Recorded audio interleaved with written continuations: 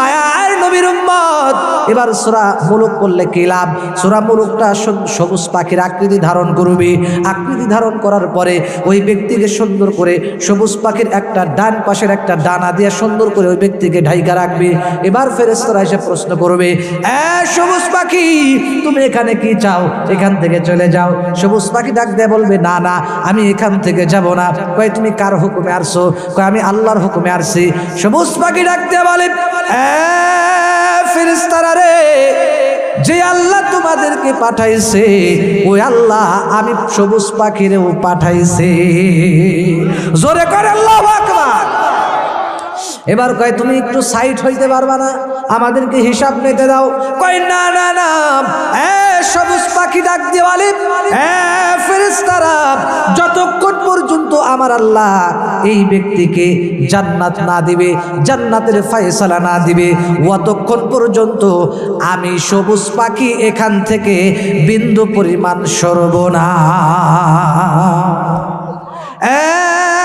ফেরেশতারা রে, যতক্ষণ পর্যন্ত এই ব্যক্তির ব্যাপারে আল্লাহ তাআলা জান্নাতের ফয়সালা না দিবে, অতক্ষণ পর্যন্ত আমি সবুজ পাখি এখান থেকে বিন্দু পরিমাণ সরব না।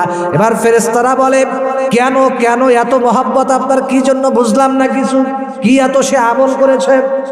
আর সবুজ পাখি ডাক দিয়ে বলি, এই ব্যক্তিটা দুনিয়াতে যত ব্যস্ত থাকুক না কেন, ব্যবসা বাণিজ্য করুক না কেন, বিভিন্ন চাকরি অফিস আদালত করুক না কেন, ক্ষেত খামারে কৃষি কাজ করুক না কেন, যখন যেই ব্যস্ততায় থাকুক না কেন, আমি সূরা মুলুককে ইশারের পরে আগে নিয়মিত পড়ছি।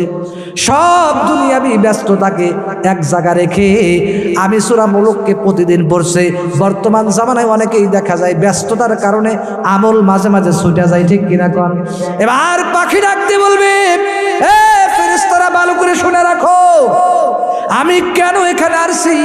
এই ব্যক্তির উপরে আমার আল্লাহ দেখো কত রাজি খুশি হয়েছে। দুনিয়ার ভিতরে তার বহু ব্যস্ততা ছিল, সব ব্যস্ততাকে এক জায়গা রেখে সর্বপ্রথম এশারের পরে সব ব্যস্ততাকে এক জায়গা রেখে যতই ব্যস্ত থাকুক না কেন, আমি সূরা মুলুককে এই ব্যক্তি প্রত্যেক দিন তিলাওয়াত করেছে। আমি সূরা মুলুককে তিলাওয়াত করার কারণে, কারণ আমি কিন্তু মূলত আমি কিন্তু সবুজ পাখি না, আমি কিন্তু সূরা মুলুক, আমি সবুজ পাখির আকৃতি ধারণ করেছি আল্লাহর হুকুমে। অতএব এই ব্যক্তি সূরা মুলুক প্রতিদিন তিলাওয়াত করার কারণে আল্লাহ পাক রব্বুল আলামিন তাকে জান্নাত দান করবে। সূরা ইয়াসিন হলো 23 নম্বর পারায় আছে। মা বোন যারা শুনতেছেন আপনারা দেখে নেবেন। অনেক মা বোন আছে মানে সূরা ইয়াসিন নাই, কোনো কিছু নাই, আগেই মানে থাল বাসন নিয়ে নামে। কথা বলেন ঠিক কিনা? গরু বাসন নিয়ে মানে শুরু করে দেয়, ঝাড়ু নিয়ে বের হয়। না না, আজকের থেকে ওয়াজ মাহফিল থেকে প্রতিজ্ঞা করেন প্রত্যেক দিন সূরা ইয়াসিন পরে এরপরে কাজে নামবেন। কথা বলেন ঠিক কিনা?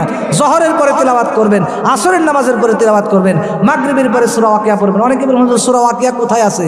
সূরা ওয়াকিয়া হলো সূরা আর রহমানের পরের সূরা। সুবহানাল্লাহ কোন? সূরা আর রহমান যারা তিলাওয়াত করবে আল্লাহ এদের রিজিকে বরকত দান করবে, আল্লাহ শান্তি দান করবে। সুবহানাল্লাহ। পারলে সূরা আর রহমান তিলাওয়াত করবেন। সূরা আর রহমানের পরের সূরাই হলো সূরা ওয়াকিয়া। আল্লাহ রিজিকে বরকত দিবে। যেটা আসল সেটা আমরা করি না, অন্যটা আমরা করি। কথা বলেন ঠিক কিনা? অনেকে বিপদে বললে পাশের বাড়িতে গিয়ে হাতে পাই ধরে, ভাই রে ভাই আমি বাঁচতেছি না, আমাকে বাঁচান, তাড়াতাড়ি আমাকে টাকা হাওলাত দেন, আমাকে বাঁচান, আমি শেষ হয়ে গেল। আরে ভাই, আপনি 5 ওয়াক্ত নামাজ পড়েন, সূরা ওয়াকিয়ার আমল প্রতিদিন করেন, ইনশাআল্লাহ আল্লাহ তাআলা আপনার 2 হাত রিজিক দিয়ে ভরে দিবে। সুবহানাল্লাহ বলে। সেজন্য নিজে যদি না পারেন ছেলেকে শিখান, মসজিদের ইমাম সাহেব আছে, বাচ্চাদেরকে শিশুদেরকে আপনি কোরআন শিখান, আপনার সন্তানদেরকে কোরআন শিখান, আপনি নিজে কোরআন শেখেন, পরিবারের সকলকে কোরআন শিখান। কোরআন যদি শিখতে পারেন, তিলাওয়াত করতে পারেন, কোরআন পড়ে যদি আপনি কাজে নামেন, আমার মা বোনেরা, কোরআন পড়ে যদি আপনি কাজে নামেন, কাজ শুরু করেন, ইনশাআল্লাহ আপনার জীবনটা আল্লাহ শান্তি দিয়ে ভরে দিবে। সুবহানাল্লাহ। আপনার পরিবারে আল্লাহ শান্তি দিবে। সুবহানাল্লাহ। সেজন্য কোরআনের সাথে আমরা সম্পর্ক রাখবো ইনশাআল্লাহ বলেন। কোরআন আমরা বেশি বেশি পড়বো। কোরআন শুধু আলমারিতে রাখার জায়গা না। কোরআন কি বলে জানেন?